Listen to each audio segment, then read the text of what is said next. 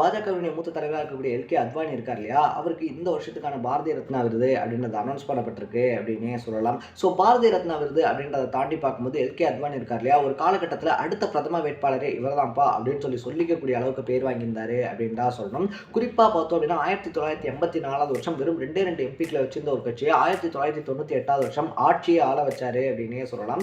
வாஜ்பாய் இருக்கார் இல்லையா, அவரை பிரதமர் ஆக்குனதும் அத்வானியினுடைய ஐடியா அப்படின்னு தான் சொல்லணும். ஸோ இப்படி இருந்த அத்வானி பார்த்தோம் அப்படின்னா மோடிக்கு குஜராத் கலவரத்தப்போ சப்போர்ட் பண்றாரு. ஆனால் அதே மோடி தான் பின்னால பார்த்தோம் அப்படின்னா நம்ம அத்வானி இருக்கார் இல்லையா, அவரையே ஓரம் கட்டிட்டு பிரதமர் ஆகிறாரு அப்படின்னே சொல்லலாம். இந்த கதை எங்கேயோ கேட்ட மாதிரி இருக்கே அப்படின்னு சொல்லி யோசிச்சிங்கன்னா அமைதிப்படை இருக்கு இல்லையா, அது அப்படியே எல்கே அத்வானிக்கும் மோடிக்கும் சூட் ஆகும் அப்படின்னே சொல்லலாம். இது மட்டும் இல்லாமல் இன்னும் எக்கச்சக்கமான இன்ட்ரெஸ்டிங்கான விஷயங்கள் அப்படின்றது எல்கே அத்வானியுடைய லைஃப்ல இருக்கு.